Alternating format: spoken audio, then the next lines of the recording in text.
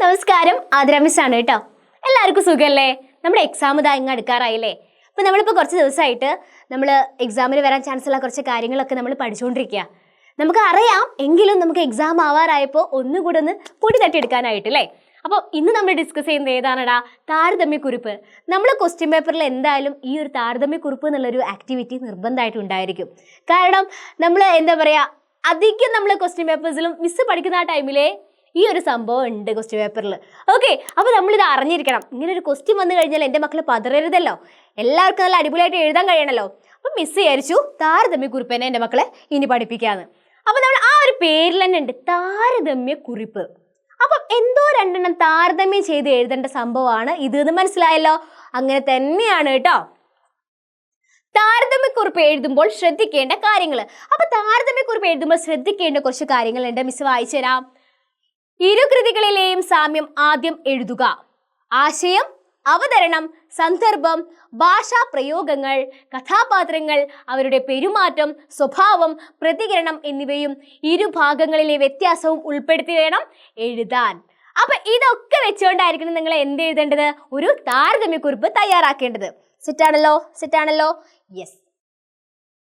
താഴെ കൊടുത്ത വരികൾ താരതമ്യം ചെയ്ത് കുറിപ്പ് തയ്യാറാക്കുക. അപ്പൊ നമ്മൾ താഴെ കൊടുത്ത വരി ശ്രദ്ധിച്ചാലോ.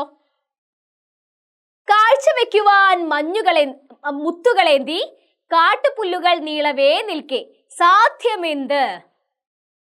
പുല്ലുകളെങ്ങുമേ നിങ്ങളാൽ മിന്നുന്ന കൽമുടിച്ചൂടിന റാണിമാരായി മഞ്ഞുതുള്ളി. അപ്പൊ എന്താണ് നമുക്ക് താരതമ്യക്കുറിപ്പ് ഒന്ന് നോക്കി വെക്കാം അല്ലെ.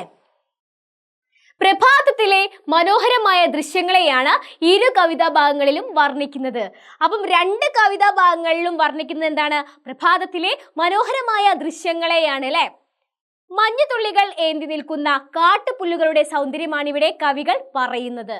നമുക്ക് ദൃശ്യഭംഗി ഒരുക്കാനായാണ് കാട്ടുപുല്ലുകൾ മഞ്ഞുതുള്ളികളാകുന്ന മുത്തുകളേന്തി നിൽക്കുന്നതെന്നാണ് സാധ്യമെന്ന് എന്ന കവിതയിൽ കവി സങ്കല്പിക്കുന്നത്. പുല്ല് തന്റെ രത്നഭംഗി എല്ലാവരെയും കാണിക്കാനാണ് നിൽക്കുന്നത്. മഞ്ഞുതുള്ളി എന്ന കവിതയിൽ രത്നകിരീടം അണിഞ്ഞ റാണിമാരെ പോലെയാണ് മഞ്ഞുതുള്ളികൾ പുൽക്കൊടിത്തലപ്പിൽ തിളങ്ങുന്നതെന്നാണ് ഉള്ളൂർ സങ്കല്പിക്കുന്നത്. മഞ്ഞുതുള്ളികൾ അണിഞ്ഞു നിൽക്കുന്ന പുല്ലിന്റെ ഭംഗിയാണിവിടെ ഇരു കവികളും വർണ്ണിക്കുന്നത്. എന്താ പറയുന്നത്? എവിടെ? യെസ്, പുല്ലിന്റെ ഭംഗിയാണ് ഇവിടെ ഇരു കവികളും വർണ്ണിക്കുന്നത്. എന്താ അല്ലേ? അപ്പം ഒരു താരതമ്യക്കുറിപ്പ് എഴുതാൻ പറഞ്ഞു കഴിഞ്ഞാൽ നിങ്ങൾ എങ്ങനെയാണ് എഴുതാന്ന് മനസ്സിലായോ? രണ്ട് കവിതകൾ തരും, അത് നന്നായിട്ട് വായിച്ചു നോക്കുക. അല്ലെങ്കിൽ രണ്ട് കവിതാ ഭാഗങ്ങൾ തരും, നന്നായിട്ട് വായിച്ചു നോക്കുക. ശേഷം നിങ്ങൾ അതിൻ്റെ സാമ്യങ്ങൾ വേണം ആദ്യം എഴുതാൻ. പിന്നെ നിങ്ങൾക്ക് അതിൽ നിന്ന് മനസ്സിലായ കാര്യങ്ങളും ആശയങ്ങളും കാര്യങ്ങളും ഒക്കെ വെച്ചുകൊണ്ട് നല്ല അടിപൊളിയാക്കി എഴുതുക.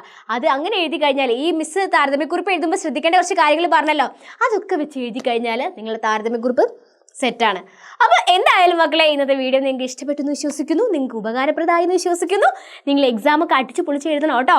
മിസ് ഹെൽപ്പായിട്ട്, മിസ് എന്ത് സഹായം ചോദിച്ചാലും മിസ് നിങ്ങളുടെ അടുത്തുണ്ടായിരിക്കും. അപ്പോൾ ഇന്നത്തെ വീഡിയോ ഇഷ്ടപ്പെട്ടാൽ ലൈക്ക് ചെയ്യുക, നിങ്ങളുടെ ഫ്രണ്ട്സിലേക്ക് ഷെയർ ചെയ്യുക, സബ്സ്ക്രൈബ് ചെയ്യാൻ മറക്കരുത് കേട്ടോ. അപ്പം നിങ്ങളെ വിലപ്പെട്ട കമൻസും കാര്യങ്ങളൊക്കെ എവിടെ രേഖപ്പെടുത്തണം? കമൻറ്റ് ബോക്സിൽ രേഖപ്പെടുത്തണം. അടുത്ത ദിവസം അടുത്ത വീഡിയോ ആയിട്ട് വരാം. അതുവരേക്കും ബൈ.